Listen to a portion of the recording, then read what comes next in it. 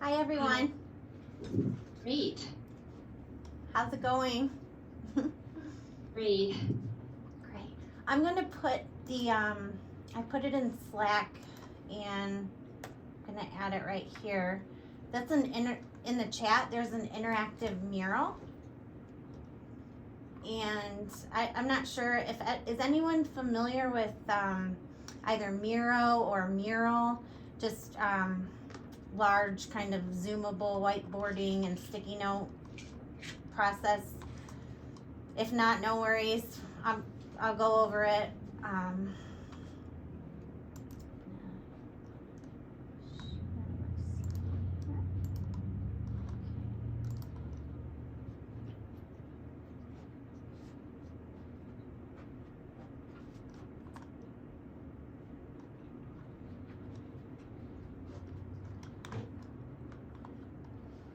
Okay, there it is.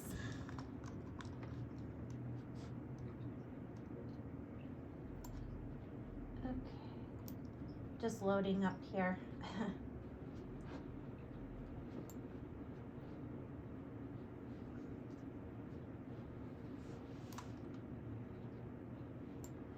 So we want this to be as interactive as possible. I'm gonna go.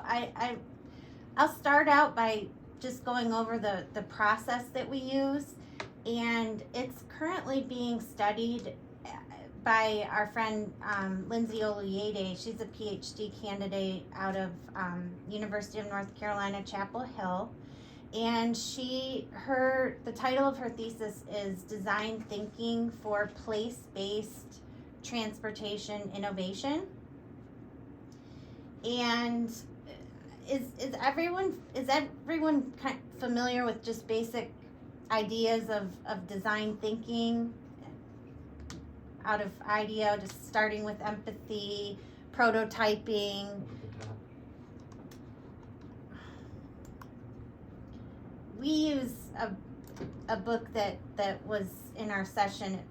It's called Experiencing Design, which we think is a little more relevant than some of the more the IDEO, like for open design process. This platform is available 24/7. People can you can add sticky notes, and whatever project, whatever the kind of essentials are of the project, we just try to load into the board. But I'll just go over these basic principles of designing. One thing we've noticed that typical agencies, either with education or cities or transportation agencies that we work with as advocates, typically want to jump to the action part and not go through the different phases of immersing yourself in a community with an open mind and asking questions and getting to know that community.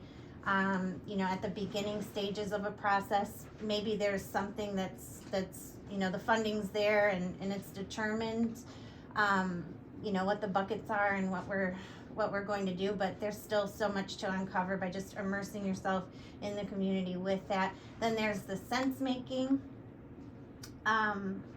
stage, where you kind of take all of that data that you've collected, and we highly suggest using a mural like this because you can just load tons of clickable interactive links into this, and everyone can share for the sense making process. And that's just where we're working as a team to try to figure out what was said and what the insights were, and hopefully remaining open to more that comes after the first phases. And then the alignment phase is more about getting your stakeholders, and that's where visual data and posters, and we're going to go over some of the posters that we used in our project that's being studied right now as a case study. The alignment phase is where you need intellectual buy-in across all of the different silos that you're engaging in a number of the sessions we've heard today. Those include education for project-based learning, or even kid-friendly cities, which tie in very well to transit-oriented development. There's barriers to that. Sometimes educators and educational institutions can be very hyper siloed, more than any other. Just very insular. And when it comes to bringing kids out and tying the world into their education, that's kind of an entire field in itself. 21st century learning and skills development. So there's that kind of alignment. There's the community alignment. We've had hurdles here with bike sharing or bike lanes.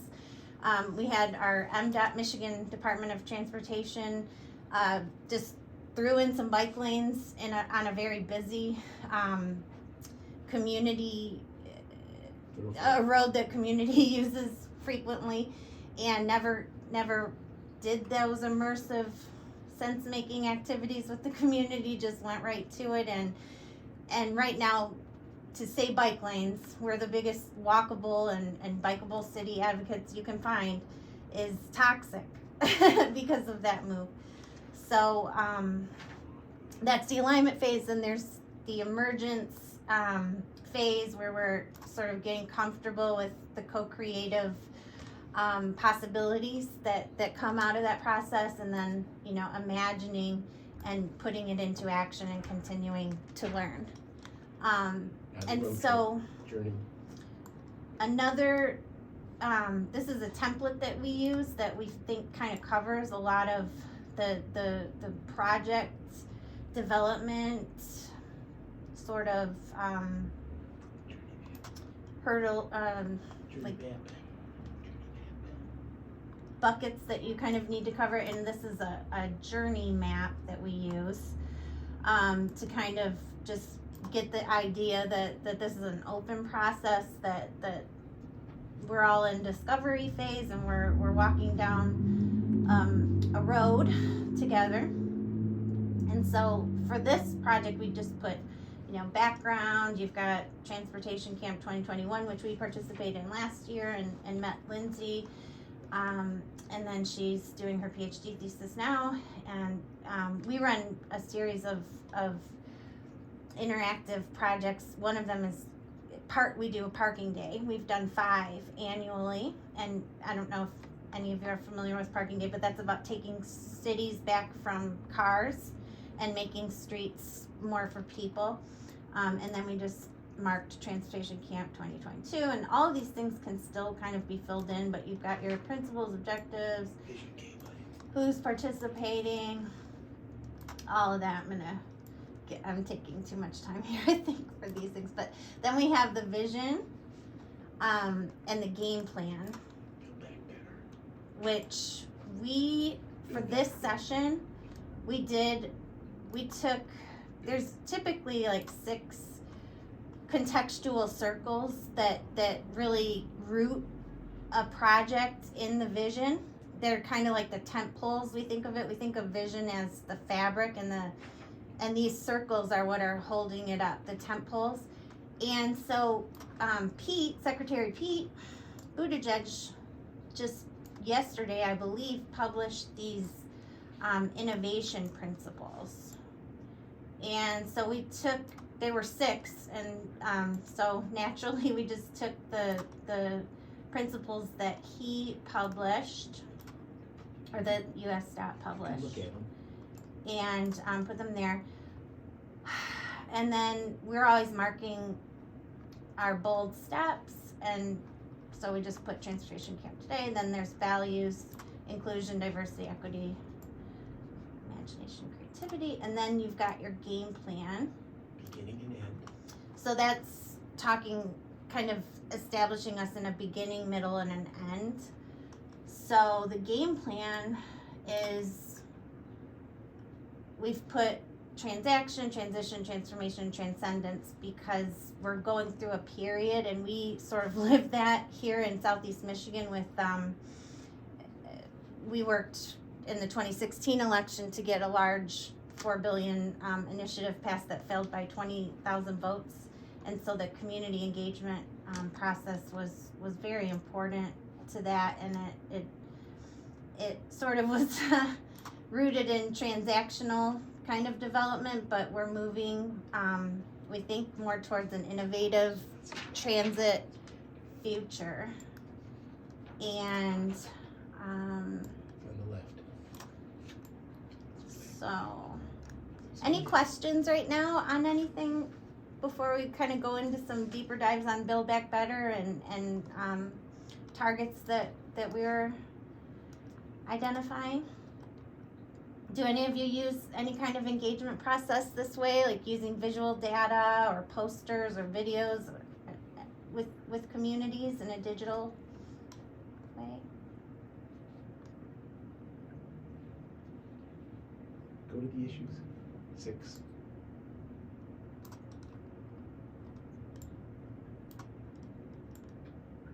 Hey Monica, this is Manoli with the Shared Use Mobility Center.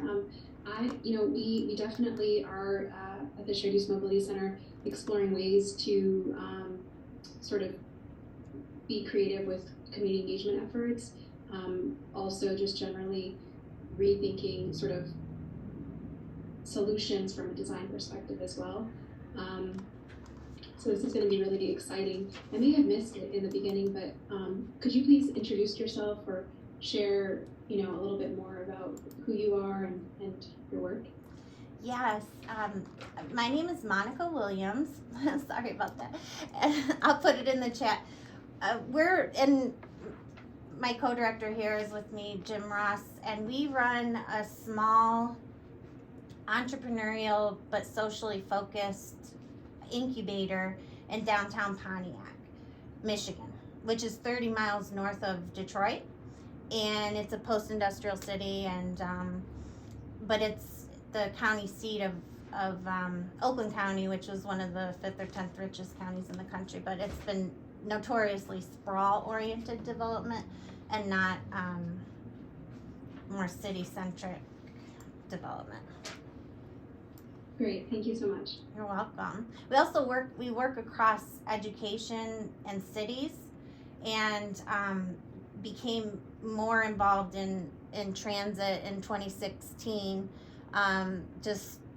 We've always known our community is a transportation challenged community, but with a lot of the project-based learning initiatives that we were working with the schools, it always came down to transit, and the kids not being able to get there, and then we have a neighboring university in the suburbs that's in partnership with our city, and then all of the programs that they will propose typically require the kids to get out to them, which there's a kind of an empathy gap there, of not really using either digital technology or using their influence to advocate for that, or to advocate for transit. Awesome, thanks. Mm-hmm. Everyone left. So how about let's talk about the new innovation principles by Can I ask a question? Sure. Sorry, I had my hand up. Yeah, I'm I'm sorry. trying to understand exactly what you are as an entity. Are you a facilitator for projects? Are you like I guess the in-between between the community and the agency? Yes, we're like an intermediary, you could say. We typically work to establish better relations between both the community and the agencies that serve them. And our background is in design, and so using community design principles it's different than just pure community engagement methods and all of that, but that's where we work at that intersection of introducing innovative new projects that maybe our agencies aren't necessarily pursuing, like 15-minute cities, like placemaking, parking day, those kind of things that we kind of root in our understanding of the evidence of trends and the way the world's sort of moving, and with working from home and learning from home and those kind of things that kind of we're faced with right now. Well, I'm still confused with how you initiate this. Do you propose an idea to a transit agency, or do you you have feelers out in civic groups? How, like, where do you start and where do you go? Well, I'll just refer to our Smart Bus project that we did in 2016. SMART is the Suburban Mobility Authority for Regional Transportation. That's who services all of Oakland County. And then there's a Detroit, a DDOT, servicing Detroit. And those two entities have typically kind of been at war with each other. And then there was a Regional Transportation Authority package on the ballot in 2016. And we were asked to facilitate Smart Bus transportation summits in our community. And we used our design thinking process for that. And I'll put videos of that in this mural if you'd like to learn more about how we went about that. But that's just because there's another project that we're involved in, which is the Phoenix Center, which is a transit hub. And we had been pointing that out to a number of officials and agencies and community, and so we just were kind of known as a group that could help Smart Bus engage with the community. And so we worked with them to we ran 3 transportation summits where all of the heads of, superintendent of schools, everyone showed up that was interested in transit, public transit. And then we ran a series of 6 community engagements that we called transit talks. And that was where we asked the agencies to get on the bus themselves and go out to the communities and engage with the communities in that fashion to figure out from them where they wanted to go, how they wanted the program to be designed, routes, Just Build Back Better. and all of that. And we've followed that program since we did that. It kind of met some political dysfunction, but with Build Back Better, and with all of this funding kind of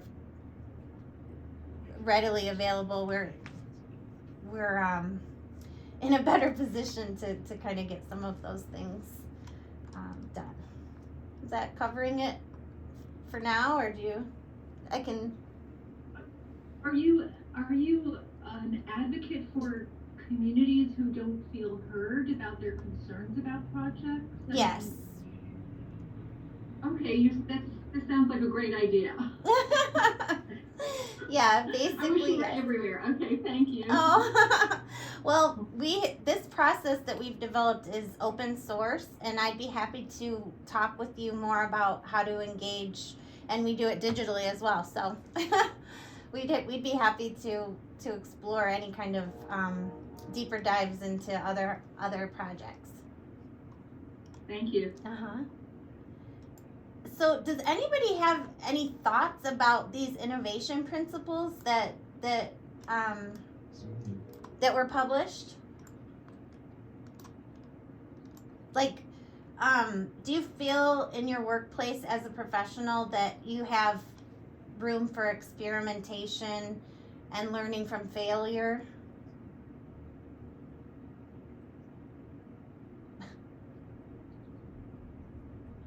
Or to be flexible and adapt with new technology, opportunities to collaborate. Remember, these are all innovation principles too. So innovation means it's not being done. It's not been done yet. So, but maybe it is, or maybe there's hurdles that you encounter around these. Like, So the big issue of community engagement. for the larger issue of what we're covering today around community engagement, particularly around Build Back Better.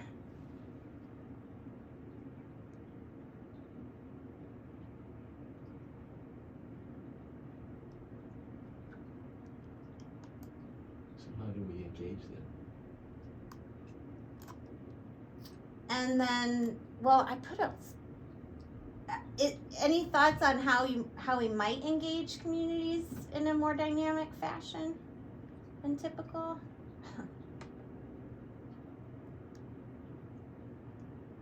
So our current experience is that governance drives. Yeah, what we've found is that our current experience is that governance typically drives these things, and you can do a lot of community engagement work, and sometimes it's not being communicated across the different silos. There's not a real effort to keep the conversation going, maybe to where the people feel like their ideas got implemented and heard.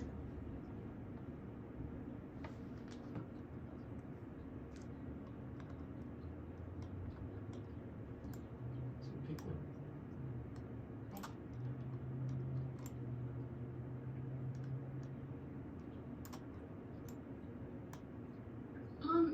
I'll say something. I think it seems like a lot of community engagement sometimes is just more of a formality than like trying to meaningfully like consider and weigh community needs and challenges.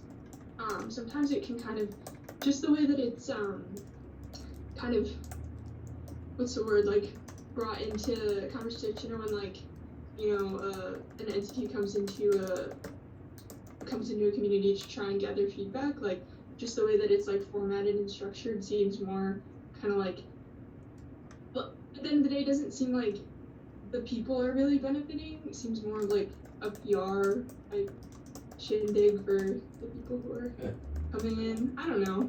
So I think there can be like room in, for one, like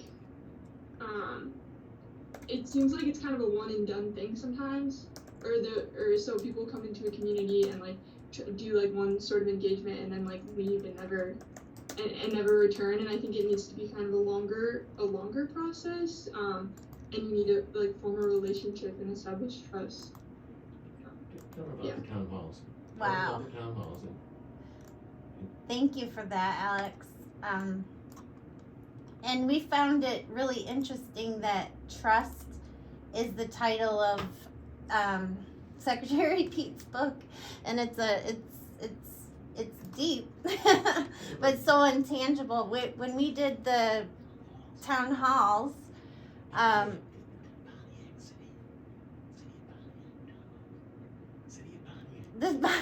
have my co-director here. Come here, you talk. Yep, go ahead. When we did the Pontiac, the transportation summits, we did 3 of those, and No. Pontiac City. Come Town here. Halls. No, You this- do it. this- So we're talking about the Pontiac City Town Halls and the governance organization. My name is Jim Ross, and I've been playing around in Pontiac for several decades. So what we're really interested in is this moment in time when this transformation or this transition is taking place. And one of the amazing things is the uniqueness of how the unfolding of Build Back Better and the infrastructure projects and so forth and so on are all addressing community and community needs. And yet very few times have the community ever been asked about anything. In most cases, as I believe it was it Alexandria? Alexandria. Alexandria I know it, at the mentioned town halls. with regarding that trust issue.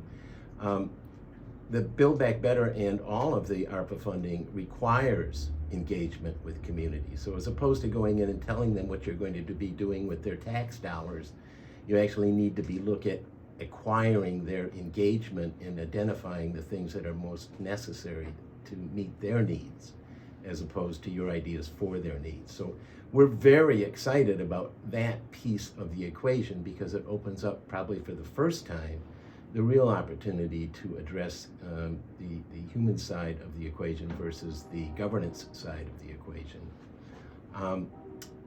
To review just a short take on the town halls that were generated here in the city of Pontiac, we had several. We have 7 districts, and we had several town halls.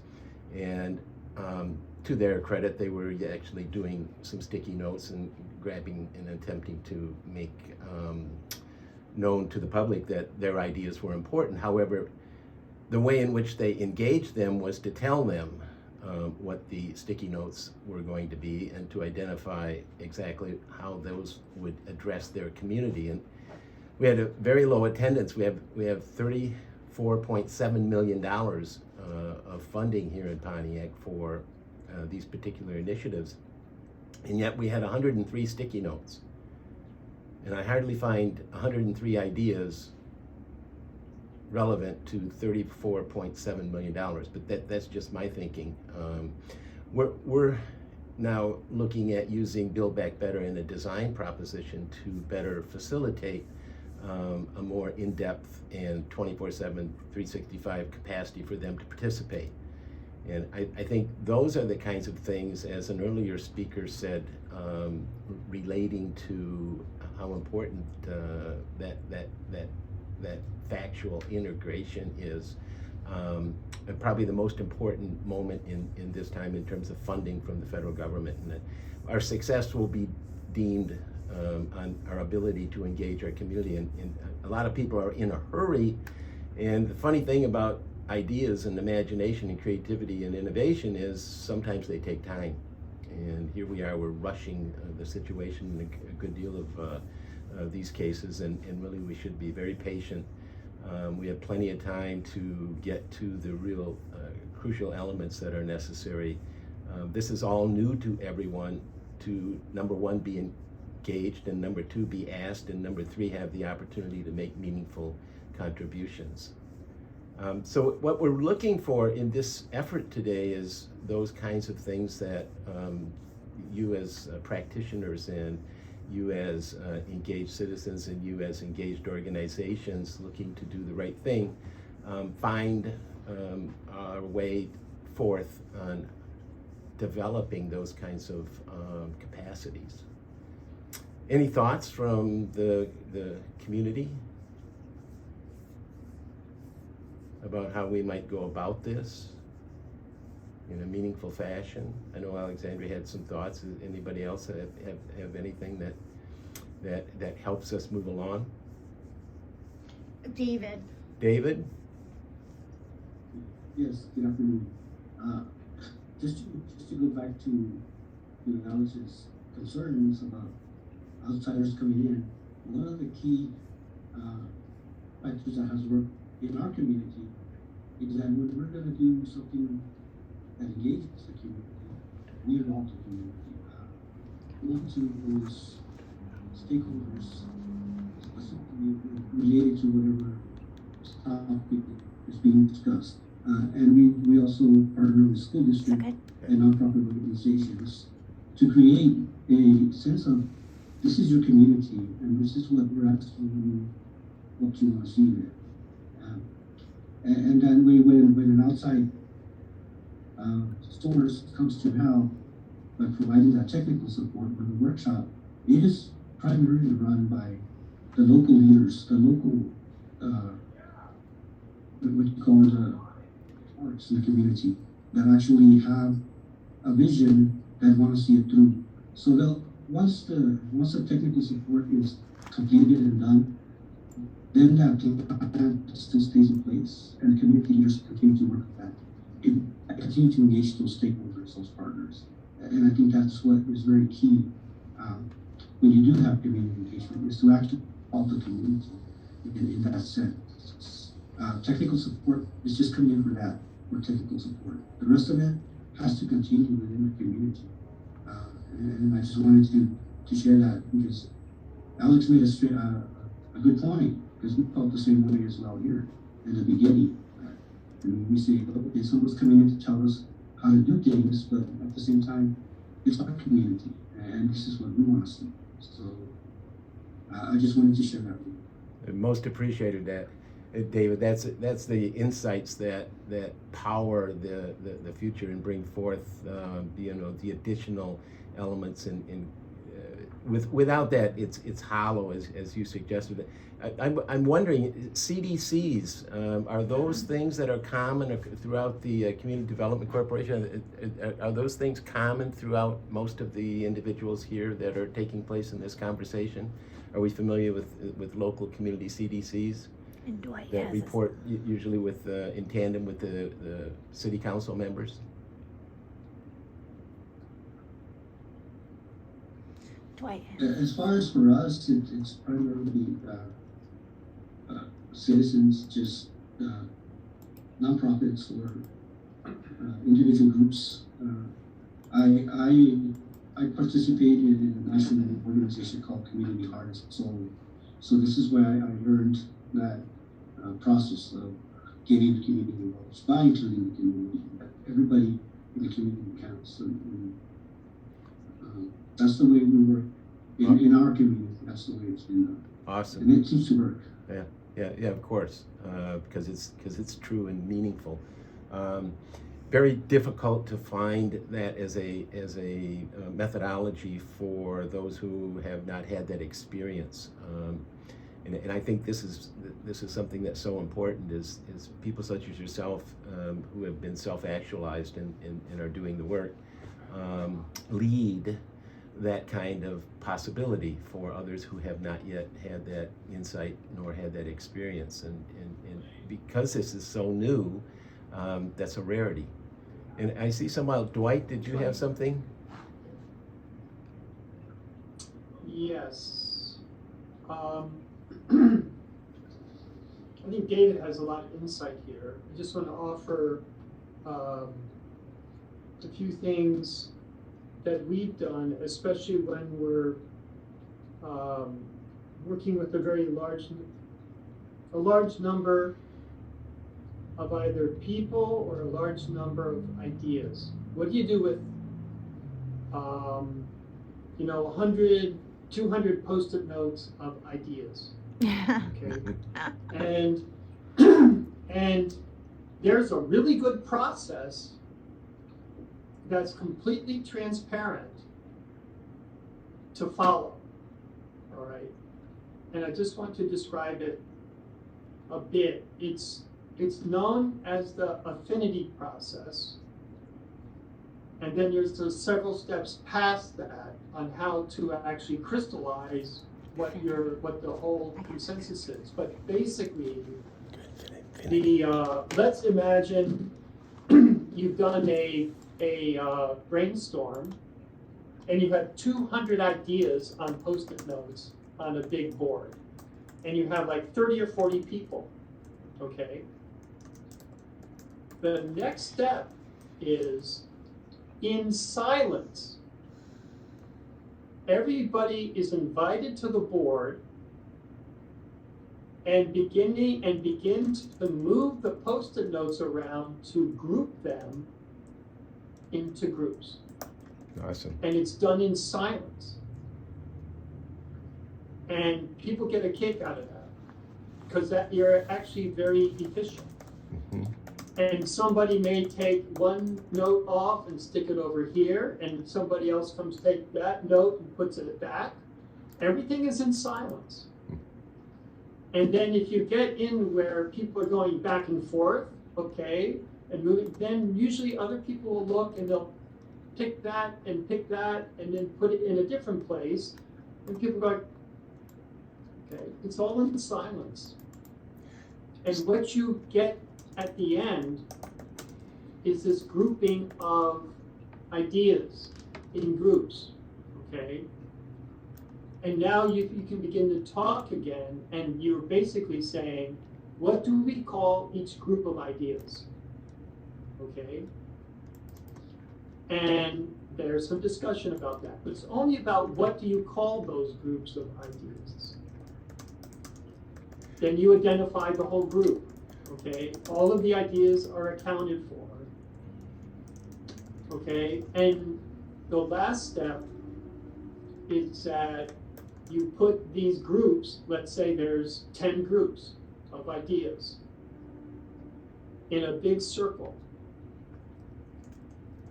And you go around the circle and ask, does this group cause this group to happen, or does this group cause that to happen? And then you count up all the arrows, things, the first number, there's 3 numbers. The first number is that of those actions that get caused to happen by that first group. This group causes this to happen. The second number is when this causes the first group to happen. And when you're done, you can summarize all this work in a sentence. Honest to God, it works out about these are our priorities. This is what we've learned. These are our priorities. Now, how have we used this before? We've used this with the state paid us to bring in a consultant to run this process for the first time with like 30 public transit systems in rural communities in our state. And they all came, we fed them pizza, we took a day to do this, and we came back out with an action plan, okay? I have conducted this to enable a demand response system to figure out that they need to charge a fare, because by charging a small fare, they will qualify for state aid that will fund 40% of their budget. Wow. Now you can think that is logical, but it's not logical when there's the whole group together and you get the dynamic. So things like this avoid spaghetti conversations, Yes. which like undermines everything. Yes.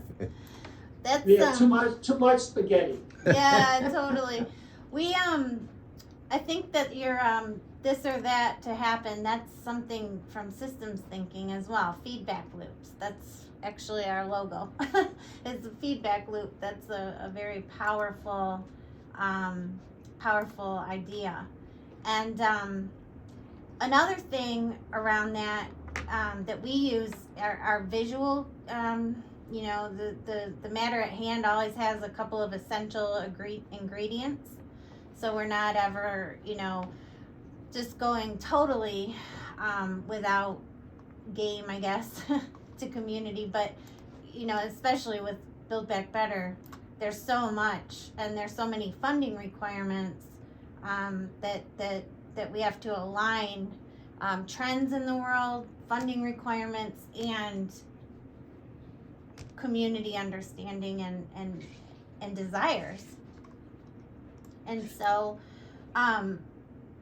the biggest trend we're dealing with is working, you know, the shift, the massive shift, the largest kind of break since the industrial age in the way that we all engage with the thing called work. And our students being taught that they have to go only to an institution to learn, or that they can learn from home as well, or learn from, say, a bus stop or a pocket park or a street redesign, those kind of things. So, and we're really interested in that. And in the infrastructure funding, like we like to do these kind of cues, like take a powerful graphic and get people's feedback. Do the affinity kind of project that you were speaking of, Dwight, around something like that. Like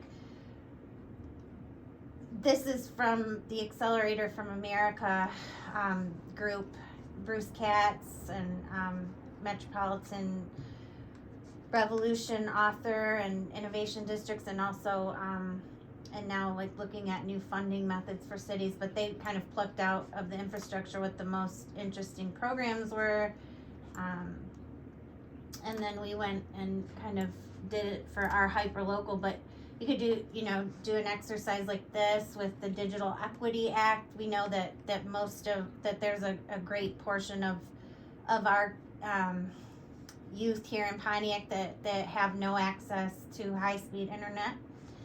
So, you know, kind of collecting data and getting input around how do we get that done, that it needs to be done, and that we do know that one particular thing is something that does need to get done. How it goes, how it unfolds, what it's used for, all of those type of things. That's where you really want that community innovation and entrepreneurship to make that happen, because it's not just a commodity.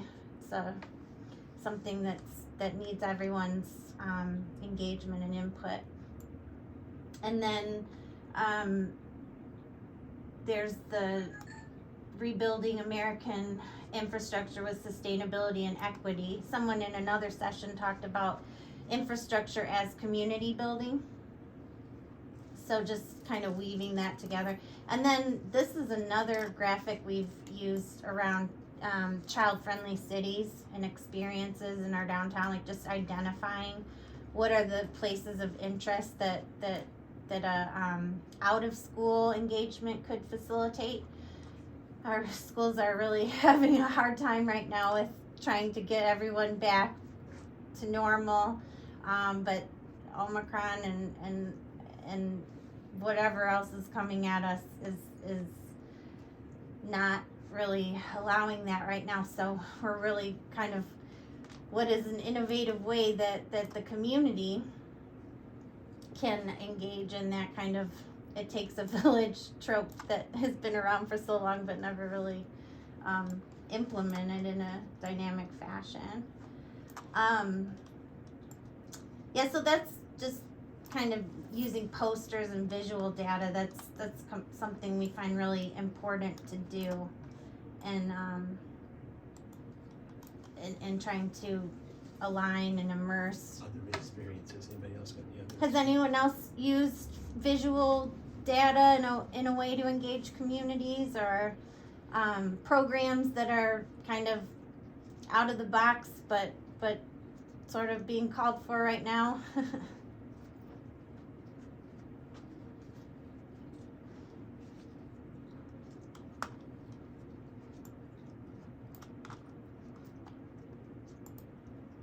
This video is clickable in this board if you want to follow it. This is a little engagement Jim had with it. So we're going to have to quickly, rapidly set up these kind of networks, using what we have. So I think that's the promise of this moment. It's going to catalyze some remarkable innovation. Capital is not the problem. It's how we organize to basically have it, achieve the biggest outcome. Go to where the people are. Go to where the entrepreneurs are. And I think that's really the promise of this moment. And I do think it's going to require a different kind of mindset, of a lot of our service programs where folks sit back and wait for the demand. We're going to have to go find the demand. The citizens are the experts now. Yeah. And we have to find ways to raise their voice. This structure here in the middle, a beautiful fountain that flowed, and we did maintenance to keep it going. As you see now, they have a weekly pier here. But we think it has a good chance to be downtown. And I think maybe we've always talked about it at community centers. That's a little.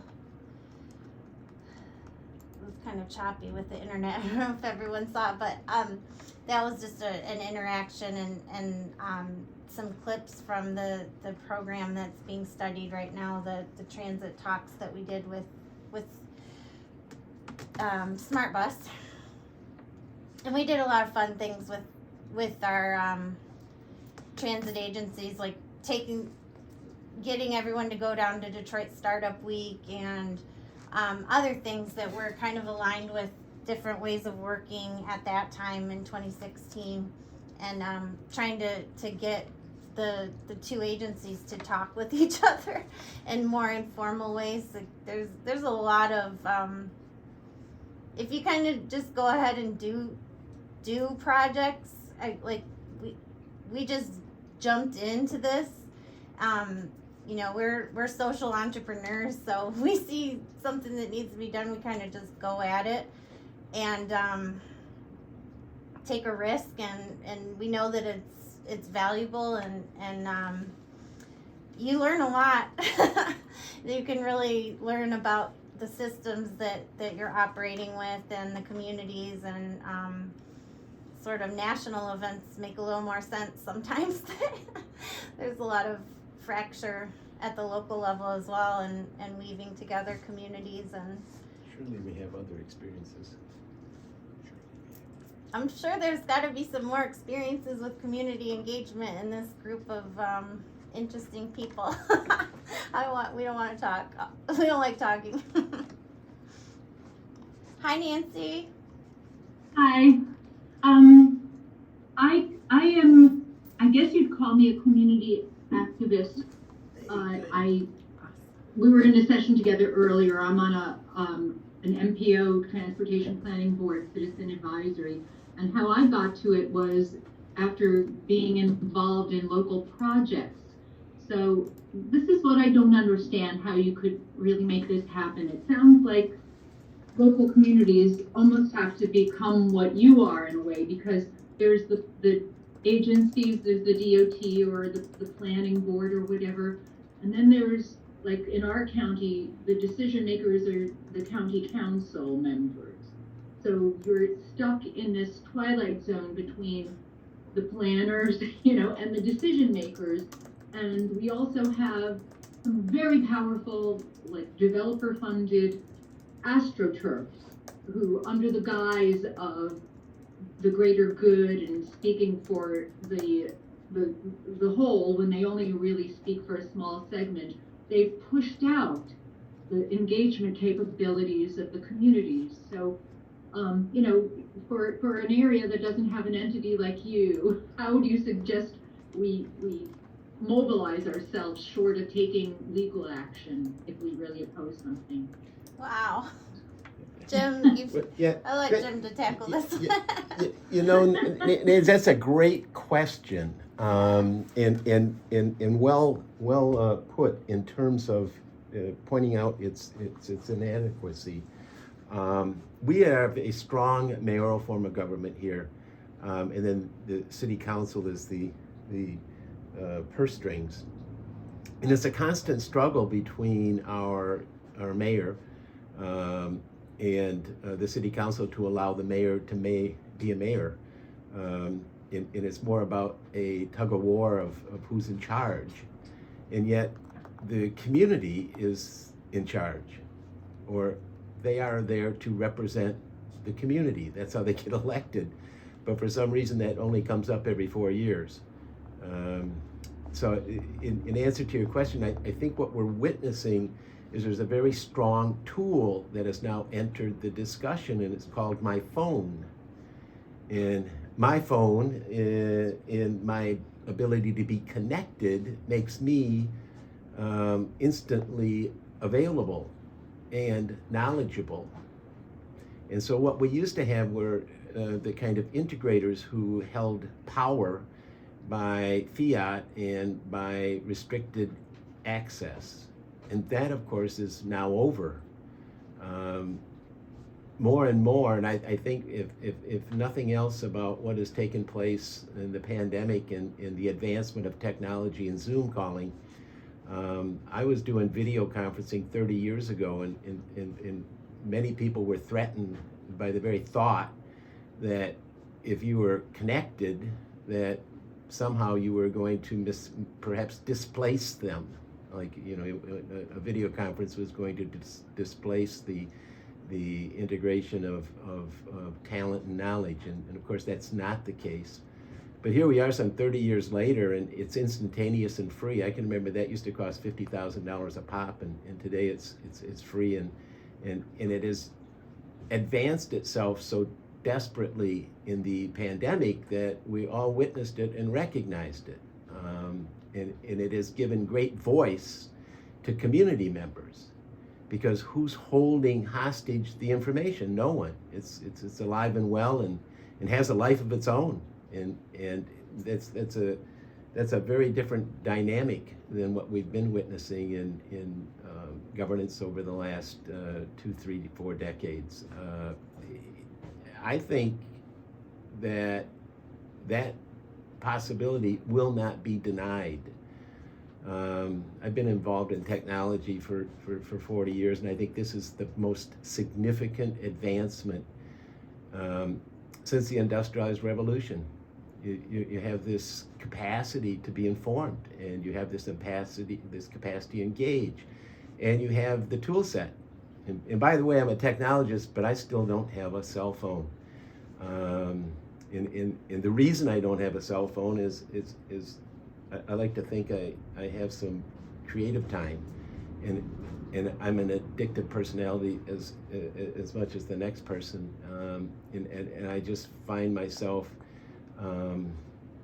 distracted, and even on having to cover it on my laptop or whatever.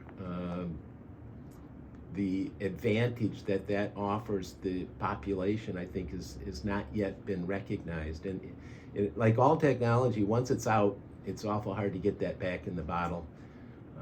That genie is speaking, and speaking very loudly. Well, it's exactly speaking as we're speaking today. And so well, if I understand you correctly, like for instance, now county council members have to be reactive if overnight they get 1,000 emails from community members, and it leads to some kind of like it led to a town hall or something. But the elephant in the room is also social media. I stay away from it, but the factionalism that Monica was talking about, I think it was. It's a poison, and people attack each other from opposing views. So in one way this is good, and in other ways it's gotten very ugly and dangerous and kind of fake news-ish. And yeah, that's an interesting point, that technology and communications has really changed things. Well, I think you're pointing out the settling, okay? You have a rise and a fall, and I think we're going to witness the fall of that toxicity. I mean, we see it in the conversation that's going on with Facebook and Meta and Metaverse and that whole thing. We're coming to another kind of station in this technological juggernaut that is going to allow for engagement and allow for the voices to be heard in a fashion that supersedes ownership.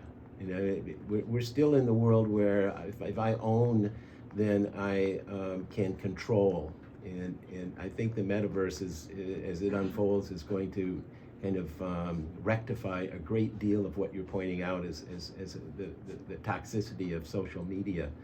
And it is. But it's also accountability, because if you can go to a YouTube channel and say, oh, this politician said this on such and such day, it's sort of like what's going on in the greater world. You have proof. Yes. So, all right, thank you. Yeah, no, that's a great insight. Absolutely. It's at the heart of all of this. There's a certain amount of time that used to pass before huge decisions or changes of this nature took place. And people are still talking about going back to normal. This is the normal. And it hasn't even started to get exciting yet, but it's about to. I feel as though the community has been held hostage, and when I say community, I mean the people who are most impacted and most threatened at the same time by the very thing that we're all describing and discussing, but have not had a voice. And I think that voice, is, as I was referring to with Bruce Katz, needs to be risen and rectified and heard and paid attention to. And from Build Back Better, I think it's intentionally crafted to do just that. I think that's the exciting part of it. I mean, reading through the documentation, it's pretty clear. Time and time again, it refers to the fact that this is about getting the essence of the community's wishes as opposed to some kind of governance-driven example. And it's going to be very hard work because it's never been done before. It's probably the largest investment on behalf of such an effort ever. And it's interesting that we don't know the answer. And in some cases aren't even sure how to go about it. So other thoughts?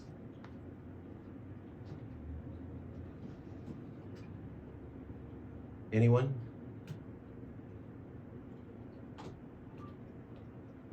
Monica, what else? 7 more minutes. 7 more minutes. What else did you have on your agenda? Summary? Yeah. Summary. You want to run the summary? Yeah. Yeah. What's the summary? Video. Get that. Okay. So one other thing I just wanted to add to that conversation, Nancy, is you might be interested in the Tristan Harris and the Center for Humane Technology. I always find a lot of parallels there with the work that we're doing. As Jim kind of hinted at, he's got a long history in digital kind of digital innovation, and RGB Studios was founded here in 1987 here in Pontiac. But the Center for Humane Technology, they talk a lot about just how do we engage using these platforms in more humane ways. And one thing I've found so interesting in running pilot programs with kids is how excited they get by being asked a question about a vision that they're having, or just to mentally bring forth something that's inside of them. And it's a very human process, vision and game plan, and just having these kind of, and it doesn't have to be this in particular, but this has been kind of iterated over time, of what how do you bring more human-centered design into organizations that have been kind of rigid and top-down, and get that kind of bottom-up innovation that everybody's working toward, and maybe what Pete's suggesting when he says help America win the 21st century. Just what's going to get us to we're also in auto land, and so the movement of factories away, and that sort, we think so much about digital from that perspective, and automation and those kind of things of how do you get more entrepreneurship and innovation running through the system here. I don't know if it's the same in your neck of the woods, but Yes, again. ask what Closing thoughts. any closing thoughts here? We got about 4 minutes. I'll just add that people in the community say, like, why do they keep doing things the same way if they know that it's not working? So I guess this is maybe a way out of that. Wow. Yeah. That's a good thought to end with.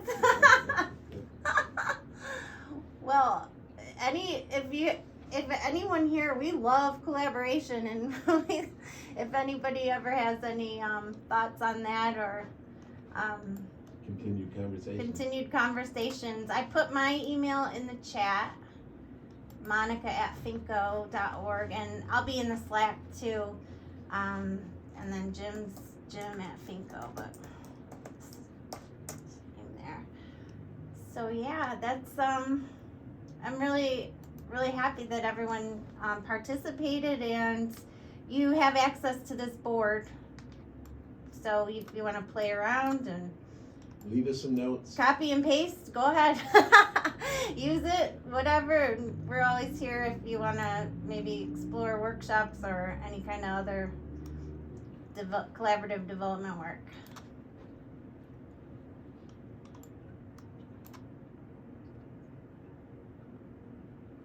All right, well, I'll give you some time to jump into your next session, and we'll call it a day. Thanks so much. Thanks so much. Looking forward to what all comes Thank from you. this. Bye.